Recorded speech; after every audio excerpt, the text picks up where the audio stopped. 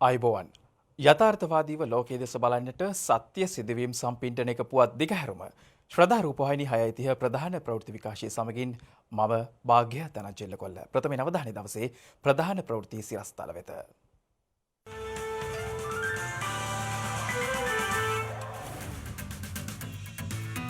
බස්නාහිර පළාතේ කොවිඩ් ආසාදිතයින් දසදහසෙක්ම වයි.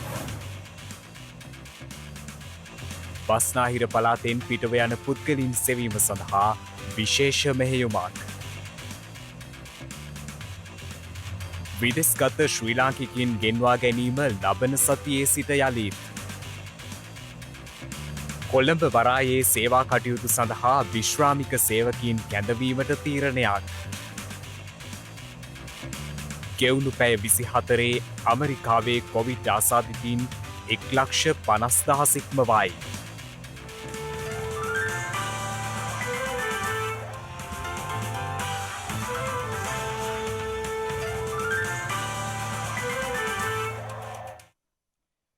ඊයේ දිනේදී වාර්තා වූ කොවිඩ් ආසාදිතයින් 373 දෙනාත් සමග මිනුවන්ගොඩ සහ පෑලියගොඩ කොවිඩ් ආසාදිත පොකුර 12000 සීමාව ඉක්මවා ගියා. එමෙන්ම මේ වන විට බස්නාහිර පළාත තුළින් පමණක් හඳුනාගෙන ඇති කොවිඩ් ආසාදිතයින් සංඛ්‍යාවද 10000 සීමාව ඉක්මවා ගොස් තිබෙනවා. මේ අතර ඊයේ දිනේ මෙරටින් කොවිඩ් ආසාදිත මරණ දෙකක් වාර්තා වූ බවයි රජයේ ප්‍රවෘත්ති දෙපාර්තමේන්තුව සඳහන් කළේ.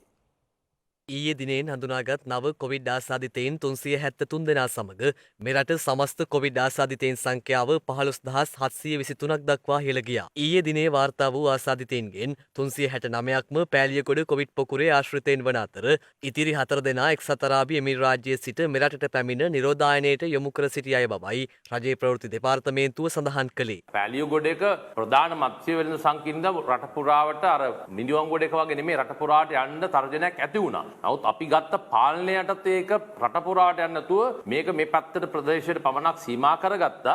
ඒ වෙළඳ සංකීර්ණයේ ආශ්‍රිතව ඉන්න විශේෂයෙන්ම කොළඹ උතුරු ප්‍රදේශය සහ මේ ගම්පහ බටහිර දකුණු ප්‍රදේශවලට අයත් වන ප්‍රදේශවල තමයි වැඩියෙන්ම මේ වෙළඳ සංකීර්ණ හා සම්බන්ධ වෙන්නේ. මේ ප්‍රදේශයට තමයි මේ වෙන විට මේක සීමා කර ගැනීමට අපිට හැකියාවක් ලැබිලා තිබෙනවා. මේ අතර ඊයේ දිනේදී වාර්තා වූ ආසාදිතයින් 373 දෙනා අතරින් 271 දෙනෙක් කොළඹින් වාර්තා වී ඇතැයි යුද හමුදාපති ලුතිනන්ට් ජෙනරාල් ශාවේන්ද්‍ර සිල්වා මහතා පවසනවා. එයින් ආසාදිතයින් 230ක් කොළඹ නගර සීමාවෙන් වාර්තා වීම විශේෂත්වයක්. එමෙන්ම අද උදෑසන COVID-19 පැතිරීම වැළැක්වීමේ ජාතික ක්‍රියාන්විත මධ්‍යස්ථානය නිවේදනයක් නිකුත් කරමින් සඳහන් කර ඇත්තේ ඔක්තෝබර් මාස 4 වන දින සිට මේ දක්වා කොළඹ දිස්ත්‍රික්කයෙන් ආසාදිතයින් 4640ක් වාර්තා වී ඇති බවයි. ඊයේ වාර්තා වූ ආසාදිතයින් අතරින් 46 දෙනෙක් ගම්පහ දිස්ත්‍රික්කයෙන් වාර්තා වී ඇති අතර ඒත් සමග ගම්පහ දිස්ත්‍රික්කයේද පසුගිය ඔක්තෝබර් මාසයේ සිට මේ දක්වා හමු වී ඇති සමස්ත ආසාදිතයින් සංඛ්‍යාව 4834ක් දක්වා ඉහළ ගොස් තිබෙනවා. එමෙන්ම මේ වන විට කළුතර දිස්ත්‍රික්කයෙන් වාර්තා වූ සමස්ත ආසාදිතයින් සංඛ්‍යාව 571ක්. කලින් ප්‍රධාන අවධානය යොමු වෙලා තිබිච්ච ගම්පහ දිස්ත්‍රික්කයේ අවධානයෙන් ඈත් වෙලා කොළඹ දිස්ත්‍රික්කයට අවධානම ප්‍රධාන වශයෙන්ම කේන්ද්‍රගත වන ස්වභාවයක් අපි දකිනවා. ලංකාවේ ජනගණත්වයේ වර්ග කිලෝමීටරයකට 335ක් වෙනකොට කොළඹ මහනගර සභා සීමාව ඇතුලේ ජනගණත්වය වර්ග කිලෝමීටරයකට මිනිස්සු 18000ක් විතර ජීවත් වෙනවා. මේක ඊටාම බැරෑරුම්ම සැලකිය යුතු තත්ත්වයක්. ඒ අරුණාම අපි පහුගිය දින කිහිපය තුළ දැකපු දේ තමයි කඩුවෙල මහනගර සභා සීමාව ඇතුළතත් යම් අවදානම් තත්ත්වයක් නිර්මාණය වෙලා තියෙනවා. රෝගීන් 197ක් වගේ ප්‍රමාණයක් වාර්තා වෙලා තියෙනවා. ඒ නිසා අපි විශේෂයෙන්ම මේ අවදානන්තයන් හඳුනගෙන ඉස්සරහට යන්න ඕනේ. මේ අතර වෛරසය ආසාදනය වීමෙන් මරණ දෙකක්ද ඊයේ වාර්තා වූ අතර ඒ සමගම මෙරට සමස්ත කොවිඩ් ආසාදිත මරණ සංඛ්‍යාව 48ක් දක්වා ඉහළ ගොස් තිබෙනවා. ඉන් එක් අයෙක් කොළඹ 12 පදිංචිව සිටි 54 හැවිරිදි පුද්ගලයෙක් වන අතර ඔහුගේ මරණයට හේතුව වශයෙන් දක්වා ඇත්තේ නිදන්ගත පෙනහළු රෝගයක් සමග COVID-19 ආසාදනය වීමයි. අනෙක් පුද්ගලයා මීගොඩ පදිංචිව සිටි 45 හැවිරිදි පුද්ගලයෙක්.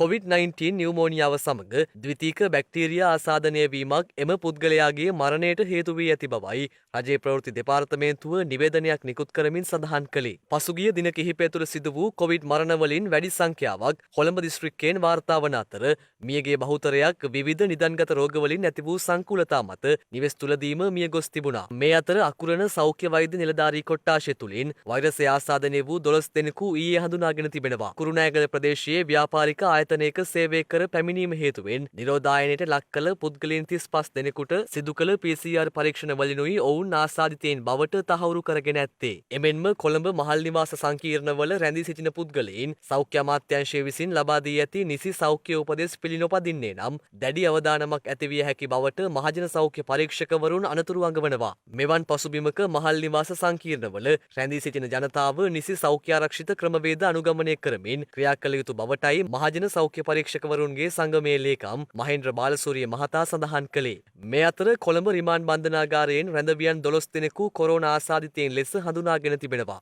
මේ හේතුවෙන් කොළඹ බන්ධනාගාර නිලධාරීන්ට සති දෙකක කාලයක් සිය නිල නිවෙස්වල රැඳී සිටින ලෙසයි බන්ධනාගාර දෙපාර්තමේන්තුව දැනුම් දී ඇත්තේ. ඒ අනුව වැලිකඩ කොළඹ රිමාන්ඩ් සහ මැගසින් බන්ධනාගාරවල කිසිදු නිලධාරියෙකුට බන්ධනාගාරයෙන් පිටතට යාමට අවස්ථාව හිමි නොවන බවයි වාර්තා වන්නේ. බන්ධනාගාරවලින් පමණක් මේ වන විට වාර්තා වන සමස්ත කොවිඩ් ආසාදිතයින් සංඛ්‍යාව 172ක්. කෙසේ වෙතත් මින් ඉදිරියට වාර්තා වන කොවිඩ් ආසාදිත රැඳවියන් කන්දකාඩු හෝ ගල්ලෑල්ල ප්‍රතිකාර මධ්‍යස්ථාන වෙත යොමු කිරීමටයි පියවරගෙන ඇත්තේ. මේ අතර බන්ධනාගාර තදබදය අවම කිරීම සඳහා අවශ්‍ය ක්‍රියාමාර්ග ගනිමින් සිටින බව බන්ධනාගාර කොමසාරිස් ජෙනරාල් තුෂාර උපුල්දෙනිය මහතා පවසනවා. මේ අතර විදෙස්ගත ශ්‍රී ලාංකිකයින් කණ්ඩායම් වශයෙන් ගෙන්වා ගැනීම ලබන සතියේ සිට යළි ආරම්භ කිරීමට රජය තීරණය කර තිබෙනවා. ඒ අනුව ඔවුන් විශේෂ සැලසුමකට අනුව කණ්ඩායම් වශයෙන් ගෙන්වා ගන්නා බවයි යුද හමුදාපති ලුතිරන් ජෙනරාල් ශවේන්ද්‍ර සිල්වා මහතා සඳහන් කළේ. මේ වන විට වෛරසය ආසාදිතව රෝහල්වල ප්‍රතිකාර ලබන ආසාදිතයින් සංඛ්‍යාව 4644ක් වන අතර වෛරසය ආසාදිතයයි සැක සහිතව රෝහල්වල විමර්ශනය යටතේ පසුවන පුද්ගලයන් සංඛ්‍යාව 501ක්. එමෙන්ම මේ දක්වා මෙරට සුවය ලැබූ සමස්ත පුද්ගලයන් සංඛ්‍යාව දැක්වෙන්නේ 11031ක් ලෙසයි. වසරේ ඉදිරි මාස 1 ඇතුළත ලොවපුරා කොවිඩ් ආශ්‍රිත මරණ සංඛ්‍යාව දෙගුණ විය හැකි බව ලෝක සෞඛ්‍ය සංවිධානයේ අනතුරු අඟවා ඇති බවයි රජයේ වෛද්‍ය නිලධාරීන්ගේ සංගමය සඳහන් කළේ. ලෝක සෞඛ්‍ය සංවිධානය පවා අනතුරු අඟවන්නේ මේ වර්ෂය තුළ ඉතුරු වෙලා තියෙන මාස 1 කාලය ඉතාම තීරණාත්මකයි. විශේෂ මරණ සංඛ්‍යාව අසාමාන්‍ය ලෙස ඉහළ යාම මේ ඉදිරි මාස 1 තුළ අපේක්ෂා සහගතයි කියන එක තමයි ලෝක සෞඛ්‍ය සංවිධානය කියන්නේ. ඒ අනුව ඒ අනුමාන කරනවා දැනට සිද්ධ වෙලා තියෙන මරණ වගේ දෙගුණයක වගේ මරණ ප්‍රමාණයක් ඉදිරි මාස 1 කාලය තුළ ලෝකේ පුරා සිද්ධ වෙයි කියන කාරණය. විශේෂයෙන් ඇමරිකා එක්සත් ජනපදයේ සහ යුරෝපීය රටවල් වල සීත කාලයේ උදාවත් එක්ක මරණ සංඛ්‍යාවේ අසාමාන්‍ය වැඩිවීමක් අපේක්ෂිත බව තමයි ලෝක සෞඛ්‍ය සංවිධානය කියන්නේ. එතකොට සමහර රටවල් අද වෙනකොට මේ පාලනය අත්හැරලා දාන තැනට ගිහිල්ලා තියෙනවා. මේ පාලනය තමන්ගේ මේ රෝග පාලනය තමන්ගේ පාලනයෙන් ගිලිහිලා තියෙන තත්ත්වය යටතේ. දැන් ධාරිතාව ගැන අපි පහුගිය කාලය තුල දිගටම කියද්දි කියපු කාරණේ තමයි මුල් ඒරියාවේ මැෂින් එකක් කැඩිලා ඒක හදුවට පස්සේ ධාරිතාව ලොකු ගානකට වැඩි කරගන්න පුළුවන් කියලා. අපි දන්න තරමේ මුල් ඒරියාවේ මැෂින් එක අලුත් වැඩියා කළා දැන් සතියක් විතර වෙනවා. දැන් ඔබ දන්නවද ඊයේ දවස් තුල PCR කරලා තියෙන 10000කට පොඩ්ඩක් වැඩි ගානක්. ඒතකොට මුල් ඒරියාවේ මැෂින් එක නැතුවත් අපි 10000ක් කළා. සමහර දවස්වල 12000 කළා. ඒතර අපි විශේෂයෙන් සෞඛ්‍ය අමාත්‍යාංශයේ විශේෂ අවධානය යොමු කරන්න කැමතියි. දැන් මුල් ඒරියාවේ මැෂින් එකත් එකතු වුණාම අපි බලාපොරොත්තු වෙන්නේ අඩුම ගානේ මේක 12000න් එහා පැත්තේ අඩුම ගානේ 12000න් එහා ගිහලා 15000 සීමාවටවත් ගේන්න පුළුවන්කම ලැබෙයි කියලා. මොකද මේ මෙහෙම කියන්න හේතුව තමයි අපි මේ PCR මත ගොඩක් යැපෙනවා අපි අවදානම තක්සේරු කරන්න. දැන් ඒකනේ අර කොළඹ මහනගර සභා සීමාව ඇතුලේ 400කට කලහම හමු සාම්පල් අරගෙන 19ක් පොසිටිව් වෙනකොට අර 5ක විතර ප්‍රතිශතයක් පොසිටිව් නේ. ඒකට ඒ හරහා කොළඹ නගරේ අවදානම ගැන යම් මතයක් අපිට ප්‍රකාශ කරන්න පුළුවන්. අවදානම sannivedanaya කරන්න පුළුවන් වෙනවා මිනිස්සුන්ට. අනුරාධපුරෙත් ඒක කළොත් තමයි අනුරාධපුරේ අවදානම අපි අඳුර ගන්න පුළුවන්. යාපනයේත් ඒක කළොත් තමයි යාපනයේ අවදානම හම්බන්තොටත් ඒක කළොත් තමයි හම්බන්තොට අවදානම අපිට අඳුර ගන්න වෙන්නේ. ඒ නිසා විශේෂයෙන්ම රජයේ වෛද්‍යාරික සංඝ විදිහට මේ PCR ධාරිතාව හැකි උපරිමයෙන් පවත්වාගෙන යන එක අර විචල්යන් රහිතව ඒ කියන්නේ දවසකට එක දවස් 7000ක් කරනවා අනිත් දවසේ 10000ක් කරලා එහෙම කරන්නේ නැතුව 12000 සීමාවේ නම් අපි ඉන්නේ ඒක අකණ්ඩව පවත්වාගෙන යාම වැදගත් කියලා කියනවා. නමුත් අපිට පේන්නේ නැහැ අපි දකින්නේ නැහැ මේ වාර්තා ඒකට සාධක සනාත කරන්නේ නැහැ. දැන් එළියට එන වාර්තා එහෙම ස්වභාවයක් තියෙනවායි කියලා. අපි දන්නේ ඒකට හේතුව මොකක්ද කියන. ඒ නිසා කරුණාකරලා බලධාරීන් දැන් මුල් ඒරියාවේ මැෂින් එක හැදුවට පස්සේ තාම 10200 නම් කරන්න පුළුවන් දවසකට. මුල් ඒරියාවේ මැෂින් එක නැතුවත් අපි 12000 කළා. එතකොට කොහෙද වැරදුනේ? මොකද්ද අපිට මේ තියෙන බාධකේ කියන එක සම්බන්ධයෙන් යම් පැහැදිලි කිරීමක් සෞඛ්‍ය අමාත්‍යාංශයේ පැත්තෙන් විශේෂ වසංගත රෝග විද්‍යාංශය ඇතුළු මේ බලධාරීන් විසින් පැහැදිලි කළ යුතුයි කියලා අපි විශ්වාස කරනවා. නිරෝධායන නීති උල්ලංඝනය කරමින් බස්නාහිර පළාතෙන් පිටව යන පුද්ගලයන් සෙවීම සඳහා විශේෂ මෙහෙයුමක් ආරම්භ කර ඇති බව පොලිස් මාධ්‍ය ප්‍රකාශක නියෝජ්‍ය පොලිස්පති අජිත් රෝහණ මහතා පවසනවා. යම් පුද්ගලයෙකු නිරෝධායන කාල සීමාව තුළ බස්නාහිර පළාතෙන් පිටව ගොස් ඇතනම් ඒ සම්බන්ධයෙන් නීතිමය ක්‍රියාමාර්ග ගැනීමට කටයුතු කරන බවයි ඒ මහතා වැඩිදුරටත් සඳහන් කළේ. බස්නාහිර පළාතෙන් පිටතට යාමට හැකියාව ලැබෙන්නේ නැහැ අද දිනේත් ඒ වගේම හෙට දිනේත් අනිද්දා දිනේත් ඒ සංචාරන සීමාව ඒ ආකාරයටම ක්‍රියාත්මක වෙනවා. බස්නාහිර පළාතෙන් පිටවන සෑම ස්ථානයකම දැඩි පරීක්ෂාවට ලක් කරන අතරම අධිවේගී මාර්ගයේත් විශේෂ කපළු පිහිටුවා තිබෙනවා බස්නාහිර පළාතෙන් පිටතට යාම පරීක්ෂා කිරීම සඳහා. අත්‍යවශ්‍ය සේවාවල සමාජිකාවන්ට තමන් රාජකාරී ඉටු කිරීමේ අවශ්‍යතාවයක් තිබෙනවා නම් බස්නාහිර පළාතෙන් පිටත යාමට අවස්ථාව ලැබෙනවා. ඒ හැරෙන්නට වෙනත් කිසියෙකුට බස්නාහිර පළාතෙන් පිටතට යාමට අවස්ථාව ලැබෙන්නේ නැහැ. කෙසේ වෙතත් බස්නාහිර පළාත තුලට පැමිණීමට කියාවක් තිබෙනවා. යම් කෙනෙක් බස්නාහිර පළාතට පැමිණියහොත් වෙනත් පළාතක සිට ඔවුන්ට පිටව යා හැක්කේ ලබන ඉරිදා රාත්‍රී 12න් පසුවයි. යම් තැනැත්තෙක් බස්නාහිර පළාතෙන් නිරෝධායන නියෝගයට පටහැනිව පැමිණ තිබෙනවා නම් නිවසකට, නවාතැන් පොළකට, හෝටලයකට, එසේත් නැතිනම් වෙනත් ආකාරයේ ස්ථානයකට එම ස්ථානයේදීම ඔවුන් නිරෝධායනයට ලක් කිරීමට තීරණය කර තිබෙනවා. සෞඛ්‍ය බලධාරීන්ගේ නිර්දේශ ලබාගෙන පොලිස් උද්‍යාංශ යොදවා මේ ගැන විමර්ශන සිදු කරනු ලබනවා. ඉන් පසුව ඔවුන්ට එරෙහිව නීතිය මගින් කටයුතු කිරීමට බලාපොරොත්තු වෙනවා. මේ හැරුණු විට වෙනත් පළාත්වල සංචරණය කිරීම සීමාවක් පනවා නැහැ. කෙසේ වෙතත් පොලිස් වසම් 7ක් ආශ්‍රිතව හුදෙකලා කිරීම ක්‍රියාත්මක වෙනවා. ඒ වගේම ග්‍රාම සේවක වසම් 5ක් ආශ්‍රිතව හුදෙකලා කිරීම ක්‍රියාත්මක වෙනවා. අද දිනේ ඩ්‍රෝන සහ හෙලිකොප්ටර් යාන උපයෝගී කරගනිමින් විශේෂ මෙහෙයුමක් සිදු කරනු ලැබුවා. මෝදර ඒ වගේම ගල්කිස්ස ප්‍රදේශ ආශ්‍රිතව මෙම මෙහෙයුම සඳහා පොලිසිය මෙන්ම විශේෂ කාර්ය බළකායේ විහිදුම් සමාජිකයින් ඒ වගේම ශ්‍රී ලංකා ගුවන් හමුදාව සහභාගී වුණා. මෙම මෙහෙයුමේදී පුද්ගලයන් 7 දෙනෙක් පමණ මේ වන විට අත්අඩංගුවටගෙන තිබෙනවා. එම මෙහෙයුම තවදුරටත් අද දිනේදී අපි ක්‍රියාත්මක කිරීමට බලාපොරොත්තු වෙනවා. ඉදිරියේදී ඔවුන්ට එරෙහිව නිරෝධායන සහ රෝග වැළැක්වීමේ ආරක්ෂා පනත යටතේ නඩු පැවරීමට බලාපොරොත්තු වෙනවා. හුදෙකලා කරන ලද ප්‍රදේශවල සිටින ජනතාවගෙන් අපි ඉල්ලා සිටිනවා සෑම විටම නිවස උළට වී රැඳී සිටින්න නිරෝධායන රීතිවලට අනුගත වෙමින් කටයුතු කරන්න. ඔබට හදිස්සි අවශ්‍යතාවයක් සඳහා රෝහල්ගත වීමට අවශ්‍ය වුවොත් බලපත්‍ර නොමැතිව අවසරයක් නොමැතිව ගමන් කරන්නට පුළුවන්. ඒ හැරෙන්නට කිසිම අවස්ථාවකදී සංචාරණය සිදු කරන්නට බෑ. එය නිරෝධායන රීතීන් යටතේ වරදක් වෙනවා. මේ අතර කොවිඩ් වෛරසය ආසාදනය වී මාර්ගවල ඇදවැටි පුද්ගලයන් මියගොස් ඇති බවට සමාජ මාධ්‍ය ඔස්සේ අසත්‍ය ප්‍රචාර ගෙන ගිය පුද්ගලයන් සොයා විමර්ශන සිදු කරන බව පොලිසිය පවසනවා.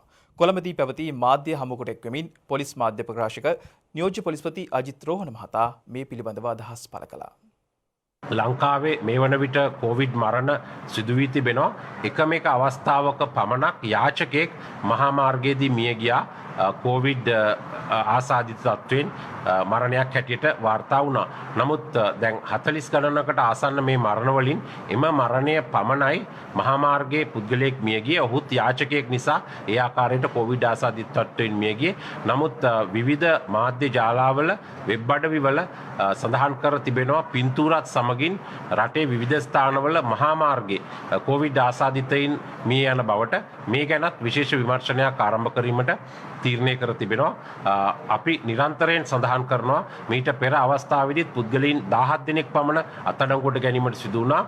විවිධ ආකාරයේ අසත්‍ය ප්‍රවෘත්ති නිර්මාණය කිරීමට අදාළව ඒ වගේම අසත්‍ය ප්‍රවෘත්ති බෙදා හැරීමට අදාළව. ඒ නිසා අපි විශේෂයෙන්ම ඉල්ලා සිටිනවා මෙවැනි ආකාරයේ ජාතික ආරක්ෂාවට තර්ජනයක් වන ඒ වගේම රටේ අපරාධ යුක්ති ක්‍රමයට අදාළ වන ආයතනවලට යම් ආකාරයකින් ද්වේෂයක් ඇති කරන ප්‍රවෘත්ති තියෙනවා නම් එවැනි ප්‍රවෘත්ති ෂෙයා කිරීමෙන් බෙදා හැරීමෙන් එහෙමත් නැත්නම් ෆෝවර්ඩ් කිරීමෙන් වළකින ලෙස සියලු දෙනාගෙන් මේ සම්බන්ධව දැනට විමර්ශනය ආරම්භ කර තිබෙනවා.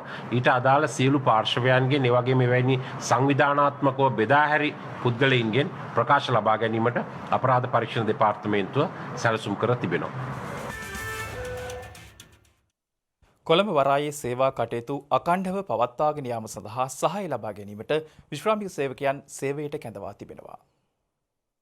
කොළඹ වරායේ සේවය කරන බහුතර සේවක පිරිසක් කොළඹ සහ ගම්පහ දිස්ත්‍රික්කවල පදිංචිකරුවන් වන අතර සැලකිය යුතු පිරිසකට කොවිඩ් වෛරසය ආසාදනය වී හෝ නිරෝධායනයට යොමු කිරීම හේතුවෙන් මෙම පියවර ගෙන තිබෙනවා. එමෙන්ම තවත් පිරිසක් කොළඹ නගර සීමාවේ හුදකලා කරන ලද ප්‍රදේශවල සිටීම හේතුවෙන් ඔවුන්ද සේවා කටයුතු සඳහා ගෙන්වා ගැනීමේ අවධානමක් පවතින බවයි වරාය සභාපති විශ්‍රාමික ජනරාල් දයාරත්නායක මහතා සඳහන් කළේ. මෙම හේතු මත පදනම්ව විශ්‍රාමික සේවකයන් සේවයට කැඳව ඇති අතර ඊට අමතරව සුදුසුකම්ලත් බාහිර ආයතනවලින්ද සේවා ලබා ගැනීමට තීරණය කර තිබෙනවා. කෙසේ වෙතත් කොළඹ වරායට පැමිණි නෞකා 14ක් පමණ වරායට ඇතුළු වීම ප්‍රමාද වී ඇති බවයි වාර්තා වන්නේ. ජයබහලුම් පර්යන්තයේ ක්‍රියාන්විතයන් සමග සමස්ත වරායම වරාය අධිකාරියම රාජකාරී ගොඩනැගිලා තියෙන්නේ. එතකොට එහි ප්‍රමාණයක් එළියට ගියාම අපිට ඒක පැය 24 දුවන්න ක්‍රමයක් තියෙන්න ඕනේ. ඒකට අඩුපාඩු තියෙන නිසා තමයි අපි සුසුකම් තියෙන හොඳ සෞඛ්‍ය ශරීර සෞඛ්‍යයක් තියෙන විශ්‍රාමිකයෝ අපි කැඳෙව්වා. විශේෂයෙන් පිට රට වලින් ඇවිල්ලා ඉන්නවා වරායවල වල වැඩ කරන අය. ඒ කට්ටිය මෙහි ඇවිල්ලා ඉන්නවා රස්සාවල් නැතුව ඉන්නවා මේ කොරෝනා නිසා. ඒ වගේ කට්ටියත් අපි ඉල්ලුම් කරපුවාම මේ කට්ටියත් ආවා. ඒ වගේම වෙනත් ආයතන තියෙනවා මේ වගේ මිනිස් බලය සපයන ආයතන. ඒ ආයතන වලුත් අපි ගත්තා. ඉතින් අපට අවශ්‍ය ප්‍රමාණයෙන් ඒ වෙලාවට 10 15 20 අඩුපාඩු හිඟ ඇති වෙන ආකාරයට අපි පිටිනුත් ගන්න පටන් ගත්තා. මේ වෙනකොට එහෙම කරගෙන යනවා. පහුගිය සතියක් දෙකක් ඇතුළත කන්ටේනර්ස් ගොඩ ගැහිලක් තියෙනවා සෑහෙන ප්‍රමාණයක්. ඒක දැන් මේ වෙනකොට අපි සාමාන්‍ය පරිදි ඒවා නිරාකරණය කරගෙන යනවා. ඒ වගේම නැව් වරායට එන ඒවාගෙත් යම් කිසි ප්‍රමාදයක් ඇති වුණා මේ හේතුව නිසා. මේ වෙනකොට 14ක් තියෙනවා මේ අද දිනය තුළ ඇතුළත. ඒ සාමාන්‍ය තත්ත්වයටපත් වේ මේ ප්‍රශ්නය තව සුමානයක් දෙකක් යනකොට විසඳෙන බවයි අපට තේරෙන්නේ. කිසිදු රැපිඩ් ඇන්ටිජන් පරීක්ෂණ කට්ටලයක් රජය මෙතෙක් මිලදීගෙන නොමැති බව ඖෂධ නිෂ්පාදන සැපයුම් හා නියාමන රාජ්‍ය අමාත්‍ය මහාචාර්ය චන්න ජයසුමන මහතා පවසනවා. අද පාර්ලිමේන්තුවේ කල් තැබීමේ විවාදයට එක්වමින් ඒ මහතා මේ අදහස් පළ කළා. දැන් අපි මේ පහුගිය ටිකේ බහුල විදිහට කතා කරපු රැපිඩ් ඇන්ටිජන් ටෙස්ට් කිට් මේ සරික ප්‍රතිදේහ කට්ටල මිලදී ගැනීමේ ටෙන්ඩරය පිළිබඳව සාර කතිකාවතක් ඇති වෙලා තියෙනවා. අපි දන්නවා මේ සම්බන්ධව ලෝක සෞඛ්‍ය සංවිධානයේ අනුමැතිය ලැබුණත් අපි රටක් විදියට අපේ රට තුල ඖෂධ නියාමන අධිකාරියක් තියෙනවා. ජාතික ඖෂධ නියාමන අධිකාරියක්. ඒ අධිකාරියේ අවසරය ගන්න ඕන. ඒ කිසිව වගකීමකින් තොරව මේ පෞද්ගලික ආයතන ටෙන්ඩර් කැඳවලා ටෙන්ඩර් ප්‍රදානය ටෙන්ඩර් ක්ලෝසින් ඩේට් එක තිබුණු දෙවෙනිදා පහුවෙලා දවසක් දෙකක් යනකොට ලංකාවට මේ ශනික ප්‍රතිදේහ කට්ටල ටික ගෙනල්ලත් ඉවරයි. එතකොට මේ ඇන්ටිජන් පරීක්ෂාව අපි යොදාගත යුතුයි කියලා විවිධ අංශ මතපල කරා මාස කිහිපයක් තිස්සේ. නමුත් ලෝක සෞඛ්‍ය සංවිධානයේ මේක ඉමර්ජන්සි යූස් ලිස්ටින් එකට දාන්නේ මීට සති කිහිපයකට පෙර. සැප්තැම්බර් මාසේ 22 වෙනිදා SD බයෝසෙන්සර් සමාගමටත් ඒ වගේම ඔක්තෝබර් මාසේ 2 වෙනිදා ඇබොට් කියන සමාගමටත් මේ ලයිස්තුගත කිරීම කරනවා ලෝක සෞඛ්‍ය සංවිධානය. අපිට හිතුමතේ තීරණ ගන්න බෑ. එතකොට අපිට මේ රැපිඩ් ඇන්ටිජන් ටෙස්ට් එක පාවිච්චි කිරීමට සුදුසුයි නිර්දේශය රාජ්‍යාංශය සඳහා ලබා ගැනීමට රෙකමදාරුව ලැබෙන්නේ ඔක්තෝබර් මාසේ 27 වෙනිදා වසංගත රෝග විද්‍යා අංශයෙන්.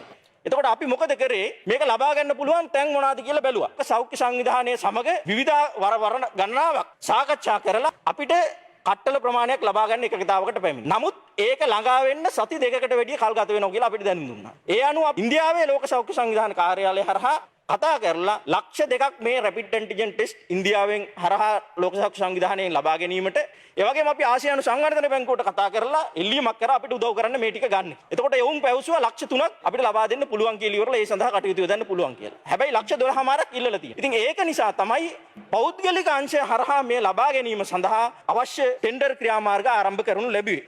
එතකොට ඒකේ ක්‍රියාපටිපාටිය තමයි වෛද්‍ය සැපයුම් අංශය මගින් රාජ්‍ය ඖෂධ නීතිගත සංස්ථාවට දැනුම් දෙනවා මෙහෙම කටයුත්තක් කරන්න කියලා හදිසි මිලදී ගැනීමක් හැටියට.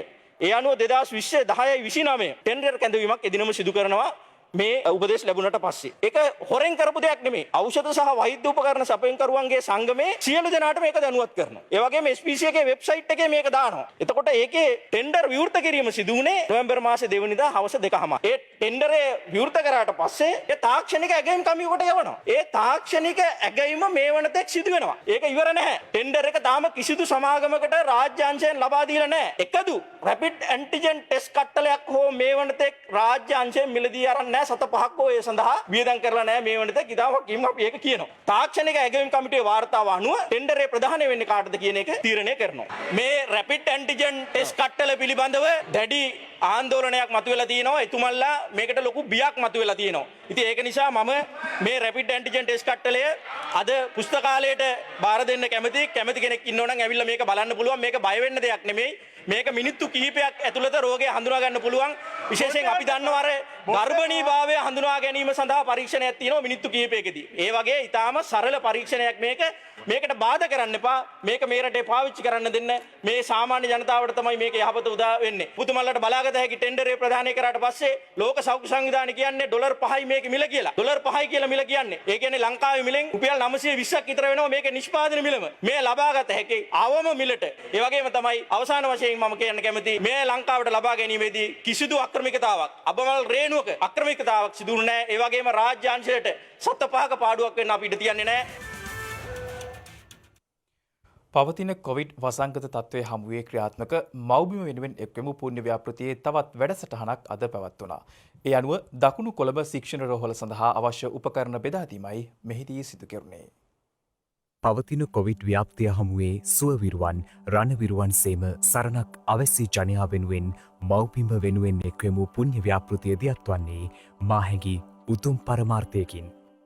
මහමිවුණාව භාවනාසපු සංචිතයේත් ශ්‍රතා මාධ්‍යජාලයේත් මූලිකත්වයෙන් ශ්‍රතා සමාජ සත්කාරංශය සමග එක්ව දියත් කරනු ලබන මෙකී පුණ්‍ය ව්‍යාපෘතියේ තවත් අදියරක් අද පැවැත්වුණේ කඩුවෙල මහමිවුණාව බෞද්ධ සමන්ත්‍රණ ශාලා පරිශ්‍රයේදී. මෙහිදී කළුබෝවිල දකුණු කොළඹ ශික්ෂණ රෝහලේ රෝහල් කාර්යමණ්ඩලයට හෙද කාර්යමණ්ඩලයට සහ පිරිසිදු කිරීමේ කාර්යමණ්ඩලවල සේවක මහත්ම මහත්මීන්ට අවශ්‍ය PPE කට්ටල දහසක් සහ ෆේස් ශීල් කට්ටල දහසක් ලබාදීම සිදු කෙරුණා. මහමෙවුණාව භාවනාසපුවාසේ පින්වත් ස්වාමීන් වහන්සේ විසින් මෙම උපකරණ කට්ටල පරිත්‍යාග කරනු ලැබුවා. ශ්‍රද්ධා TV ආයතනයත් ඒ වගේම ලක්විරු FM ආයතනයත් කරන මේ සත්කාරය මගින් අප රෝහල වෙත චාල දායකත්වයක් ලබා දීලා තියෙනවා. ඒ දායකත්වයේ ලබා දීම ගැන රෝහල වෙනුවෙන් ශ්‍රද්ධා TV ආයතනයටත් ලක්විරු FM ආයතනයටත් ඒක සම්බන්ධව මේ ආයතනයේ අනුශාසක වශයෙන් කටයුතු කරන කිරිබත්ගොඩ ඥානානන්ද ස්වාමින් වහන්සේ ප්‍රමුඛ කොට ගත්ත ඒ වගේම මේ ආයතනයට මූල්‍ය දායකත්වයේ ලබා දෙන ලංකාවාසී ලෝකවාසී සියලුම ජනතාවටත් මේ කරන පුණ්‍ය කර්ම වෙනුවෙන් අප රෝහල වෙනුවෙන් අපගේ පුණ්‍යානුමෝදනාව මේ අවස්ථාවේදී ඊටාම මෙත්සිතින් යුක්තව මම පිරිනමන්නට කැමැතියි. පවතින තත්ත්වය හමුවේ සුවවිරුවන්ගේ කාර්ය සඳහා අවසිතාවයන් හඳුනා ගනිමින් අනෙකුත් අවසිතාවයන්ටද සරණක් වෙමින් මව්බිම වෙනුවෙන් එක්වෙමු පුණ්‍ය ව්‍යාපෘතිය තවදුරටත් ක්‍රියාත්මකයි. මනුෂ්‍යත්වය අරුත් ගන්වන්නේ කාරුණිකත්වයයි. එවන් කාරුණික මිනිසුන් ලෝකය සුන්දර කරනු ඇති. අදට යෙදී ඇති ලෝක කාරුණික දිනයේදී සේම අන් සැම විටත් එකී කාරුණිකත්වයෙහි වටිනාකම සිහිපත් කළ යුතු වනවා. ලෝකය කොයිතරම් විවිධුනත් හැම විවිධත්වයක් තුළම තිබිය යුතුම දෙයක් නම් කාරුණික බවයි.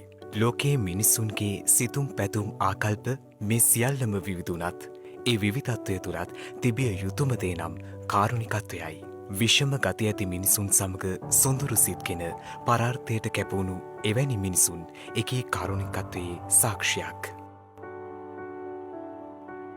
වෙනත් හිතක වේදනාවක් තමන්ගේ හිතට දැනෙනවා නම් ඒ හිතට වගේම මුවටත් හිනාවක් ගෙනේනට හැකිනම් ඒක කොයිතරම් වටින දෙයක්ද.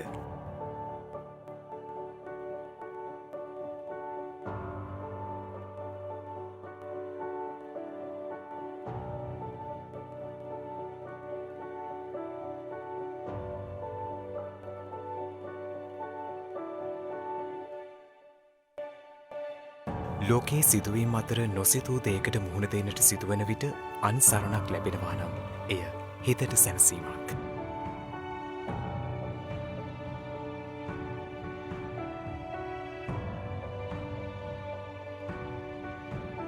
ආදරය, දයාව මිනිසුන්ට විතරක් නෙවෙයි අසරණ සතුන්ටත් ලබා දෙන්නට පුළුවන් නම් ඔබේ සිතට මහත් සතුටක් දැනේවි.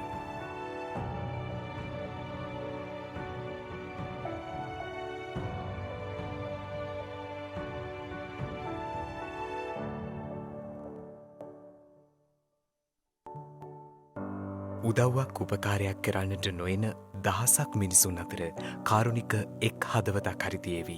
ඒ හදවත ලෝකයම ලස්සන කරාවි.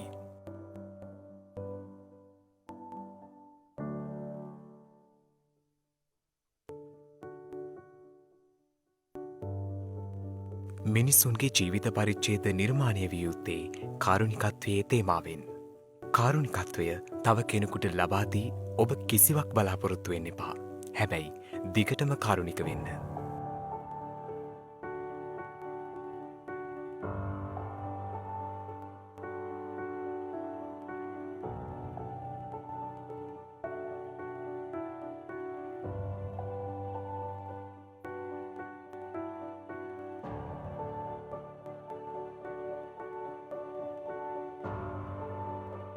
ඔබ කාරුණික නම් ඒ ඔබට ලැබුණු සුවිශේෂී ත්‍යාගයක්. බොහෝ දෙනෙකුට නැති.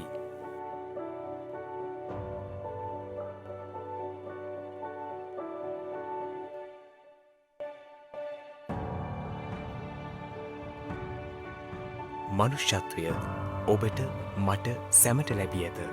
එහෙත් කාරුණිකත්වය මුසු මනුෂ්‍යත්වය ලෝකයේ බොහෝ අල්පය. ඔබත් කාරුණික නම් ඒ අල්ප වූ මනුෂ්‍යත්වය ලෝකය තුළ ජීවමාන කරන්නේ ඔබයි. ආත්මාර්ථය පිරි සමාජ වපසරියක කාරුණිකත්වය යනු පරාර්ථයේ නාමයයි.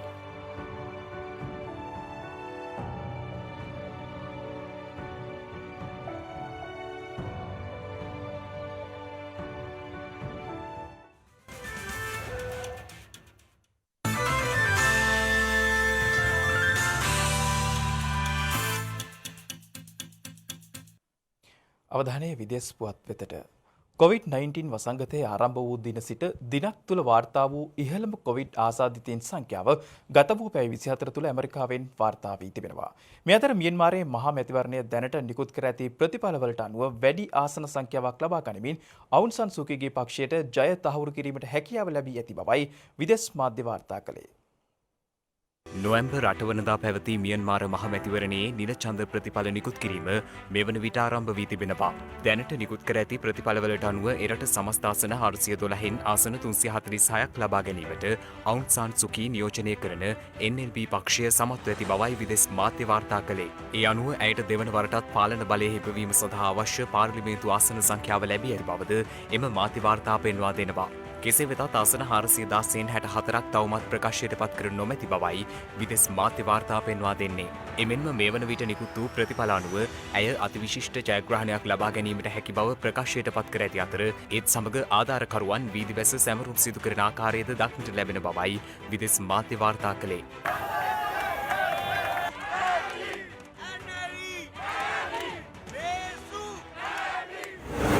මේ අතර විදේශ මාධ්‍ය වාර්තා කරන්නේ ඇමරිකාවෙන් ගත වූ පැය 24 තුළ නව ආසාදිතයින් 1,61,541ක් වාර්තා වී ඇති බවයි. එමෙන්ම ඇමරිකාවේ දෛනික කොවිඩ් ආසාදිතයින් ලක්ෂ්‍ය සීමාව ඊයේ ඉක්මවා ගියේ අඛණ්ඩව 9 වන දිනටයි. මේ වන විට ලොව වැඩිම කොවිඩ් බලපෑමට ලක්ව ඇති රට වශයෙන් සැලකෙන ඇමරිකාවේ වාර්තා වන ආසාදිතයින් සංඛ්‍යාව 1,08,73,936ක් ලෙසයි දැක්වෙන්නේ. එමෙන්ම ගත වූ පැය 24 තුළ ලොව වැඩිම කොවිඩ් මරණ සංඛ්‍යාවද ඇමරිකාවෙන් වාර්තා වී ඇති අතර එම සංඛ්‍යාව 1190ක්. ඒ සමගම මේ වන විට ඇමරිකාවේ සමස්ත මරණ සංඛ්‍යාව 2,48,585ක් දක්වා ඉහළ ගොස් ඇති බවයි විදේශ මාධ්‍ය වාර්තා පෙන්වා දෙන්නේ. එරට සෞඛ්‍යංශ පෙන්වා දෙන්නේ පෙර නොවූ විරුතරම් රෝගීන්ගෙන් ඇමරිකාවේ රෝහල් පිරී යමින් පවතින බවයි. එමෙන්ම නුදුරේදී ඇමරිකාවේ දෛනික ආසාදිතයින් ලක්ෂ 2ක ඉක්මවනු ඇති බවද එරට විශේෂඥයින් අවධාරණය කරනවා. මේ අතර ඇමරිකාවේ ඖෂධ නිෂ්පාදන ෆයිසර් සමාගම, ජර්මනියේ බයෝඑන්ටෙක් සමාගම සමග එක්ව නිපද වූ කොවිඩ් එන්නතේ මාත්‍රා මිලියන 300ක් මිලදී ගැනීමට යුරෝපා සංගමය සූදානමින් පසුවන බවයි විදේශ මාධ්‍ය වාර්තා කරන්නේ. එන්නත අලවියට තැබූ වහාම එම එන්නත මිලදී ගන්නා බවත් එය සමස්ත යුරෝපය පුරා බෙදා හරින බවත් යුරෝපා සංගමය අවධාරණය කරනවා. ෆයිසර් හා බයෝඑන්ටෙක් එන්නත සැලකෙන්නේ මෙතෙක් ලොව අත්හදා බැලූ සාර්ථකම කොවිඩ් එන්නත ලෙසයි. මේ අතර නවසීලන්තය තුළ නැවතත් COVID-19 වෛරස ව්‍යාප්තියක් හට ගැනීමේ අවධානමක් මතුව තිබෙනවා. එරට ඔක්ලන්ඩ් සහ වෙලින්ටන් යන නගරවලින් ආසාදිතයින් තිදෙනෙකු මේ වන විට වාර්තා වී ඇති බවයි විදේශ මාධ්‍ය සඳහන් කළේ. ඒ අනුව ඔවුන්ගේ ආශ්‍රිතයන් නිරෝධායන මධ්‍යස්ථාන වෙත යොමු කිරීමටද පියවරගෙන තිබෙනවා. වෛරස් ව්‍යාප්තිය සැලකිල්ලට ගනිමින් නවසීලන්ත අග්‍රාමාත්‍ය ජෙසින්ඩා ආඩන් විසින් අනතුරු ඇඟවීමේ නිවේදන නිකුත් කර ඇති බවයි විදේශ මාධ්‍ය වාර්තා කරන්නේ. ඒ අනුව මුඛාවරණ පැළඳීම අනිවාර්ය කිරීමටද පියවරගෙන තිබෙනවා.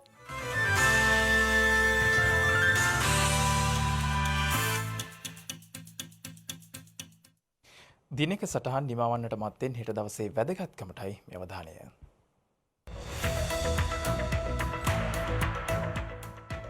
හෙට නොවැම්බර් මස 14 වනදා රාජ්‍ය මන්ත්‍රණ සභා අණ්ඩුක්‍රමය යටතේ ශ්‍රී ලංකාවේ පැවති ප්‍රථම අතුරු මැතිවරණය පවත්වා ඇත්තේ 1931 නොවැම්බර් මස 14 වන දිනයි. දියවැඩියා රෝගය ගැන දැනුවත් කිරීම මෙන්ම මුහුණ පාන ගැටලු සම්බන්ධව අවධානය යොමු කිරීම සඳහාත් දියවැඩියාව වැළැක්වීම පිළිබඳව අවධානය යොමු කිරීම සඳහාත් නම් කරන ලද ලෝක දියවැඩියා දිනය නොවැම්බර් මස 14 වන දිනට එනම් හෙට දිනට යෙදී තිබෙනවා. 1991 දී ජාත්‍යන්තර දියවැඩියා සම්මේලනය සහ ලෝක සෞඛ්‍ය සංවිධානය එක්ව එම දිනය නම් කර ඇත්තේ. එක්සත් ජනපදයේ යකඩ තහඩු යොදා ගනිමින් සාධන ලද පළමු නෞකාව අත්හදා බලා ඇත්තේ 1825 නොවැම්බර් මස 14 වන දිනයි. නෞකාවේ බර ටොන් 5ක්.